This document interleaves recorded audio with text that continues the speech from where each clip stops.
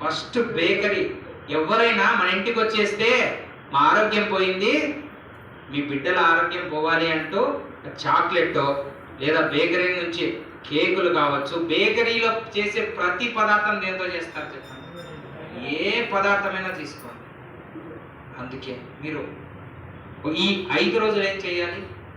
ఈ 5 రోజులు ఏం చేయాలి చెప్పండి? 5 రోజులు మైదాతో తయారు చేసిన పదార్థానికి దూరంగా ఉండండి. ఎన్ని రోజులు? తర్వాత అది మీ ఇష్టం కదా. తర్వాత భవిష్యత్ ఈ వారం రోజుల వరకు నా బాధ్యత. కాబట్టి 5 రోజులు, ఈ ఒక 5 రోజులు క్లాస్ అయిపోయేంత వరకు ఏం తినవద్దు?